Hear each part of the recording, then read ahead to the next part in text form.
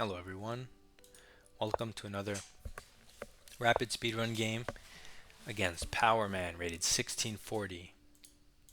We have the white pieces and we are going to try to get a Ruy Lopez, which we do.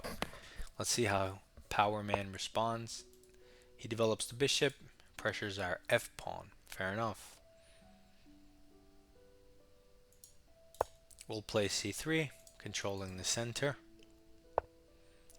preparing D4. He protects his center and potentially develops his bishop. I'm going to throw in H3 just to restrict the activity of his bishop. He develops his knight and attacks our pawn in the center. I'm going to play D3, solidify my center and open my bishop. He castles. Okay, everything's fine. We could castle, we could develop a minor piece. I say let's just castle, get our king to safety, pass the turn back. Now black has to improve, so he improves with H6, restricting move. Fine.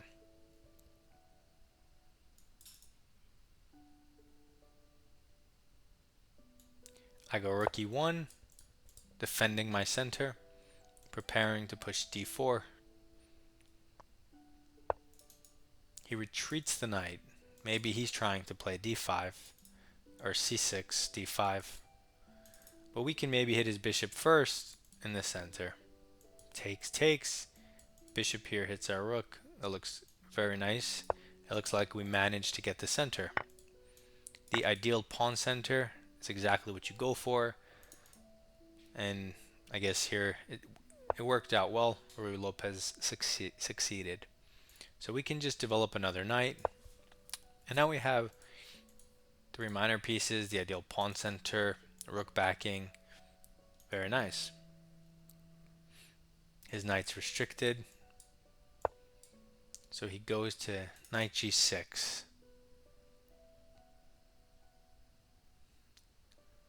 Okay. Doesn't really do anything specific, I guess. We could develop.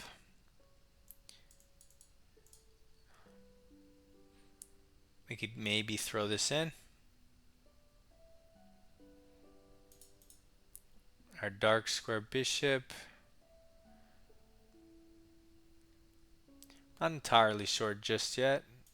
Let's see what he does against a4, gaining space for our rook, threatening his bishop. Okay, he goes c6, hitting our bishop, which we wanted to reroute anyway since it's done its job. Where to? Bishop d3 is interesting. Bishop f1. If I go to d3, I block the queen's vision of the pawn, but he doesn't really have pressure. I think I'm going to go there. I'm going to kick this anyway, so this isn't even going to be lessened.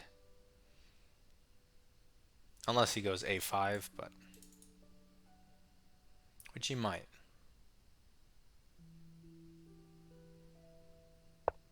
Okay, instead he goes c5, threatening the center, but opening up the light squares. Probably not a good idea overall.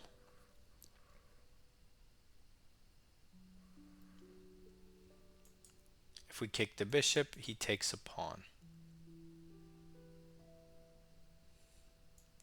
We get a bishop. He gets a knight. We get a pawn. That looks pretty good. But if we go here, he can take it because the queen backs it. That helps our rook out a lot, but then takes. Do we have anything cool? Okay, maybe we can set that up. Okay, well, since a5 doesn't work exactly how I want it to, we do have other options. There's knight b5. There's also e5. e5 is nice. Let's go with e5. When you can kick a knight out of the center, you should consider it. I was considering a different forcing move, hitting the bishop, but now that I determined that it's not the best, let's go for this one. He takes, but we can take back. We could push, which is interesting. We want to take back with the pawn, restricting his pieces, seeing what he wants to do with his knight.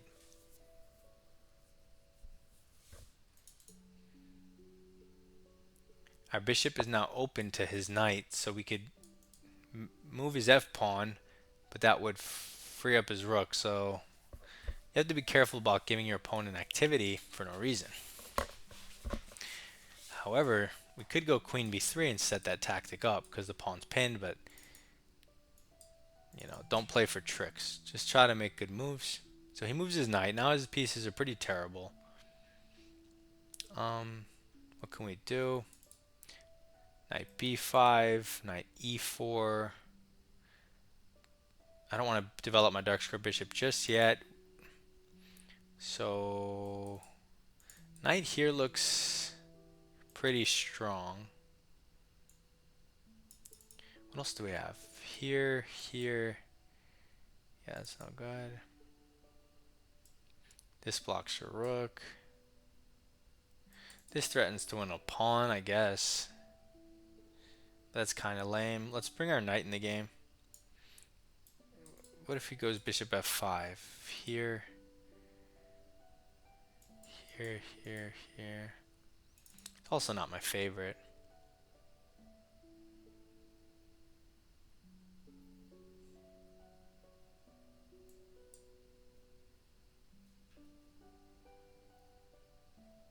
So here, bishop f5. If I give this check, takes. Guess on bishop f5 I can go g4. Try to get him to take. That's a bit much. Okay, fine. I will develop my queen and threaten to win this pawn. At the same time, when I move my knight next turn to e4, it's also going to be double hitting the c pawn in this case since the queen's here. So I guess I'll just go for the threat after threat option. Now he can't go bishop f5. I don't know. I also didn't want my queen aligned with his. I want a rook aligned with it. So although I don't like that it would open up his rook, even if I'm forgetting about the pawn at all, let's just develop, get it away from the alignment, create a battery. He can't move this knight because the knight hangs behind it, right? So now maybe we can, I don't know, try to deflect the knight or something, do, you know, try some ideas. Like h4, he can't take because of check and takes. And if he can't take, then h5 is a threat. So he has to play h5, that's weakness maybe, something like that. My dark square bishop, he can take, we take, he goes over. We lost our dark square bishop, we don't want that. You could put it to d2 and then forget about any d-file alignment. Not a big fan of e3, so he pushes the pawn and opens up his bishop. This hangs the pawn. And if he takes this and we take it, he doesn't have a check. So that's a free pawn.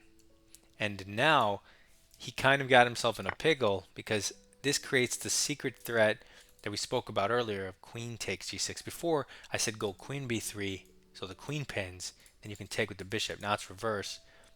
The bishop's pinning, you can take with the queen. He might not see that, and you might lose a piece. Maybe there's some funny business in between he can do, but if nothing else, he just gave us a pawn, and we can move our bishop back if we want. His bishop is open, so that's good for him. But if this alignment ever moves, queen and bishop, I'm going a5 immediately. And if it stays, I can always just go bishop e3 because my center is protected for the moment. And I could try to force the trade. and open up my rook. So it looks extremely bad for black. Terrible, losing. And a 1650 is going down because he has bad piece placement. Queen c7 targets the center, targets the bishop. So now this, he can take the bishop, unfortunately. However, we can defend the bishop by moving our knight. Knight d5 hits the queen and the bishop and defends ours. So this is a super strong multi-purpose move. And now we get that dark square bishop without giving up our dark square bishop, which is even better. We give it up for a queen's knight. The worst, my least, I don't know how to say it, but the minor piece that I think is the most useless. Least valuable minor piece. There you go. So he moves the queen and creates this pseudo threat because it's defended. But I think we just take the bishop, release the pressure. Now he's back to just having one piece, the queen. And at the end of the day, this hangs, right? Oh no, it doesn't. I almost just hung my queen.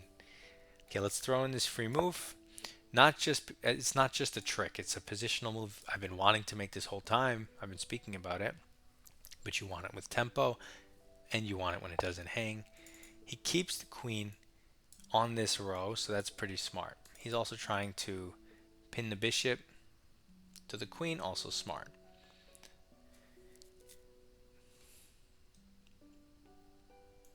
I want to go here because if he takes, he loses his queen. It's also positionally a good move, but what if he goes b5? I guess I just go here. Okay, I'm going to push this pawn. It's a positionally desirable move when you can get your pawns, your rook pawns to the 6th. That creates a super deep wedge pawn that's extremely annoying for your opponent. Okay, so he just counters and ignores me and threatens to win my bishop.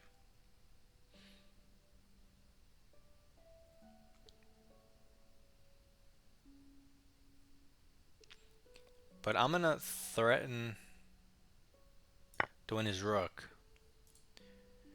and open up my rook. Take another pawn. Threaten to make a queen. He can have my bishop. He has to move his rook. And when he does, I can... Which way? This way he takes. I guess this way because I'm going to want to neutralize this bishop too. His knights are bad, but if I get both of his bishops off the board, that would be great. I'm up 2 pawns. Even if he takes one back, I still have my win condition, my activity.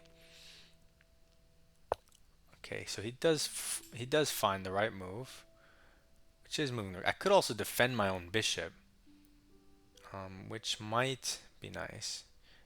It doesn't resolve the issue permanently, though.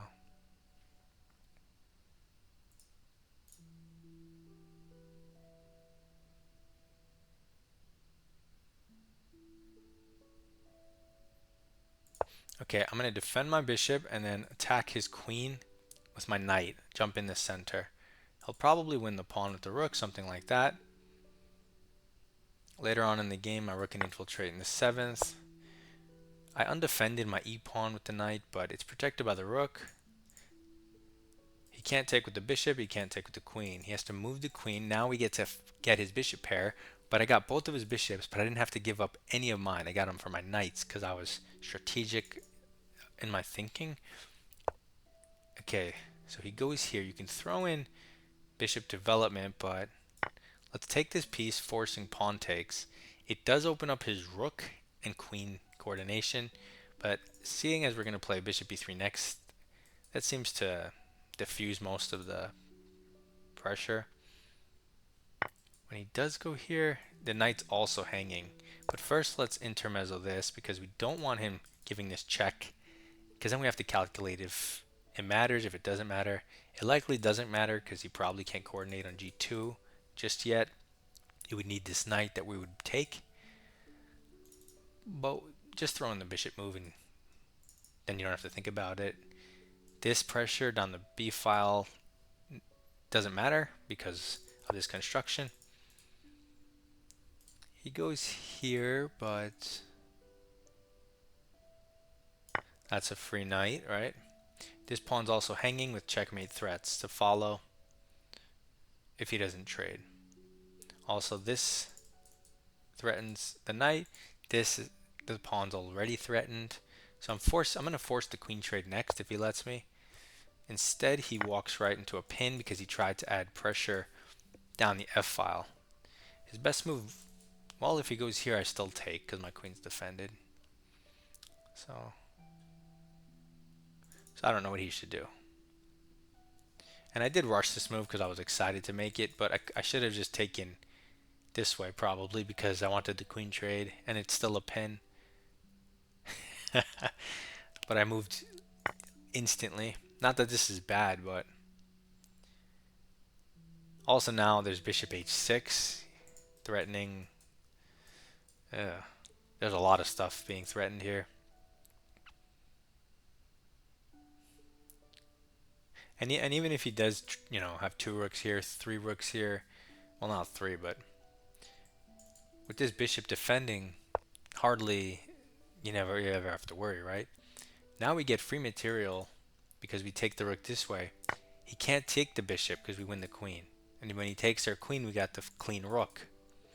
So that was not the right move. It looks like the right move because it looked like my bishop was pinned, and if I move it, you take the queen, but it's defended. So too close together. Tactics doesn't work. We're up 10 points of material, and there's the resignation. Whew. Okay. So we take down Power Man in a very nice closed Ruy Lopez. Let's go through the game. So the engine wants me to play d4 immediately as takes. You get to keep the ideal pawn center because it's defended.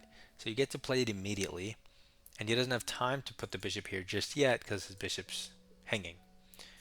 So there's no need for h3. It's a slow move. It's my one mistake of the game, the engine says. As the graph is all white, black was never better in this game. It was only ever white who had the advantage. The one mistake, again, h3, unnecessary in this context as d4 was immediately available with tempo on the bishop. Fine, makes sense. But if you make a move like h3, you don't collapse your position. You have a perfectly playable game in front of you, and that's exactly what we have. So he just makes a move. We have an even game. White's a little bit better. Fine.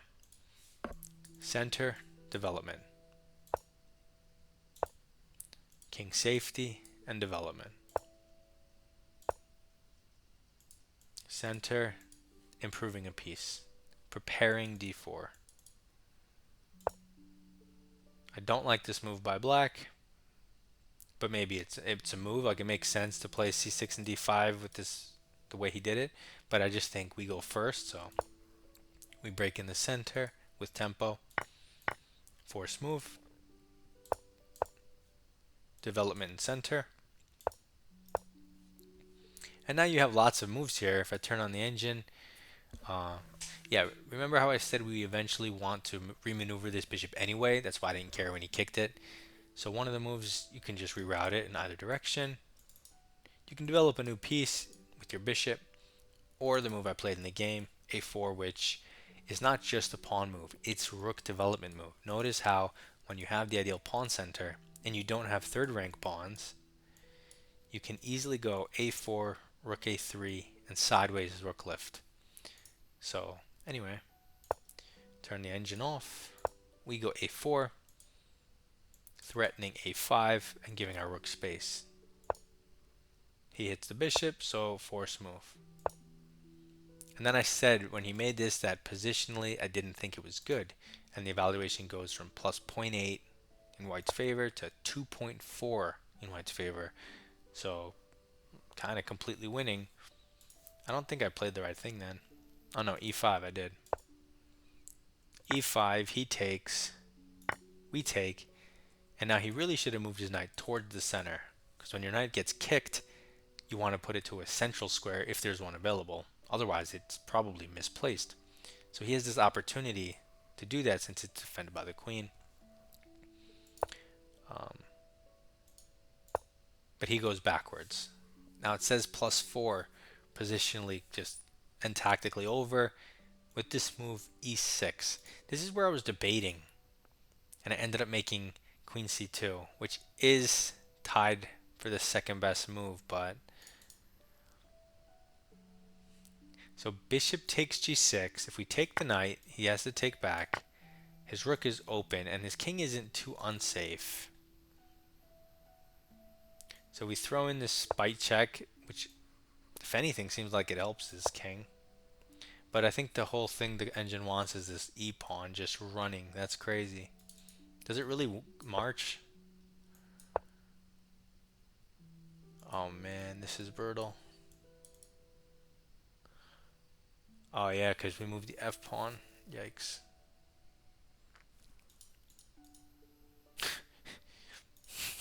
This is so bad for black. It's hidden too in a way.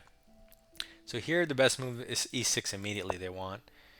If he, oh that's right, if he takes the pawn, he hangs the knight, so he can't take the pawn. I forgot about that. He can take with the bishop though. But then again, if you take the knight, he loses the bishop. So it's just tactics that hinge around this overloaded. It's protecting the knight and the e6 square. Clever. But we make whatever. The second best move, which was a little bit lame. And you see e6. That was the cool move that I missed. He plays this, which makes sense. Even if at the cost of a pawn, you activate your bishop, which is not a bad decision. Then we find this really cool move. It's +4, countering his threats. We take the bishop for the knight. That's a really good material trade. We throw in a free improving move. We throw in another positional free improving move.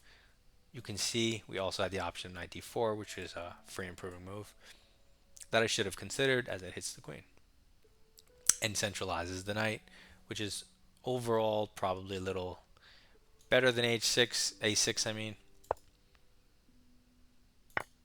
Okay, but now he threatens our bishop. We counterattack. We don't automatically respond.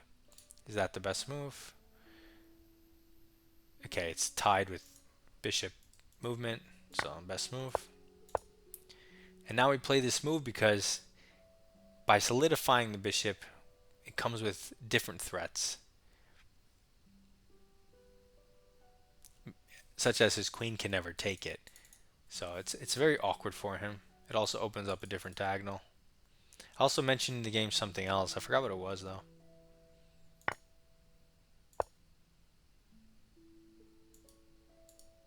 Oh yeah, it was that if I don't move my bishop, something like, I forgot what I said. You could rewind it. But anyway, we double attack so we can pick up the bishop with the knight. It's +6. And you can see the light squares are toast. The knight's hanging. We throw in this intermezzo because he's losing anyway. We have our win condition. We don't have to take the knight right away. Now we take it +7 and just completely dominating +8. We take free stuff and that was pretty easy overall. So play d4 instead of h3 if you want maximum advantage. Otherwise, you can see the thought process in my game. The most important thing in your chess is your thought process. So pay attention to yours. Good luck. Goodbye.